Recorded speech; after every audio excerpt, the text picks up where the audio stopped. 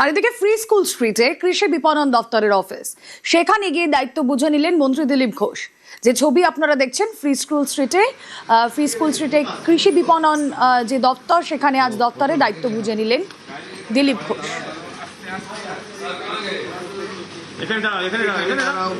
পঞ্চায়েত দপ্তরে গেছিলাম, যিনি সেক্রেটারি এবং বাকি অফিসারদের সঙ্গে কথা বললাম। কাজকর্ম কতগুলো ডিপার্টমেন্ট আছে, অনেক বড় ব্যাপার, আর কার কি কাজ আছে, সমস্যা কি আছে, এই নিয়ে কথা হলো। আমি বললাম যে ঠিক আছে, এবারে তো পঞ্চায়েত তো এখানে বসে হবে না, পঞ্চায়েতে যেতে হবে, গ্রামে গিয়ে আপনাদের সঙ্গে গিয়ে জেলায় বসে আমরা ওখানকার সমস্যার সমাধান করব।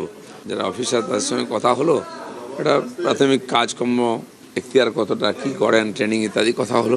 বাকি যে চেম্বার আছে ওখানে যাব, একটু এখন বসবো, ওনার সঙ্গে বাকি কথাবার্তা বলবো। খালি আজকে পরিচিতি হচ্ছে, দেখা হচ্ছে, এর বেশি কিছু না। বিকাশ ভবনে নারী ও শিশু কল্যাণ দপ্তরের অফিস, আর সেখানে পৌঁছে গেলেন অগ্নিমিত্রা পাল।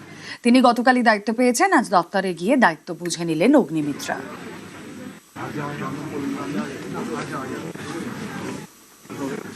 পুরোপুরি মানুষের সাথে থেকে মানুষের জন্য মাননীয় প্রধানমন্ত্রী নরেন্দ্র মোদীজির নেতৃত্বে এবং আমাদের সম্মানীয় মুখ্যমন্ত্রী শুভেন্দু অধিকারীর নেতৃত্বে আমি এই কাজটা করব। সারা পশ্চিমবঙ্গের মহিলাদের এটা বলতে চাই যে নির্ভয়ে আপনার সন্তান, আপনার কাজ আপনারা নির্ভয়ে করুন। 8টার পর বেরোতে পারবেন না, থানাতে গেলে থানা FIR নেবে না, এই দিন শেষ হয়ে গেছে। আমি সেই আশ্বাস দিতে চাই আমার মহিলা বোনদের, মাসিমা, কাকিমা সবাইকে, যে মাথা উঁচু করে আমরা বাঁচবো। 4 তারিখের পর থেকে মাথা উঁচু করে বাংলার মহিলারা বাঁচবে।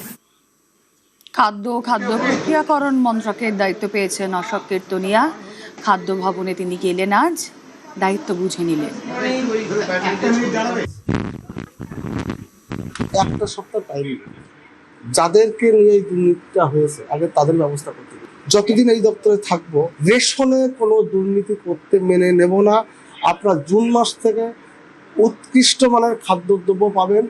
যে কাটমানি এখনো যাচ্ছে, সে কাটমানি পুরো সম্পূর্ণ রূপে এই ব্যবস্থা থেকে বন্ধ হবে। যেভাবে দুর্নীতি হয়েছে, যেভাবে পশ্চিমবঙ্গের মানুষকে তাদের ন্যায্য অধিকার হরণ করা হয়েছে, এটা যথেষ্ট হয়েছে। আমি এটা করতে দেবো না। আমার পলিটিক্সের চাওয়া পাওয়ার পিছনে কোনো দুর্নীতি আমি করতে দেবো না খাদ্য দপ্তরে, এইটুকু আমি বলে দেবো।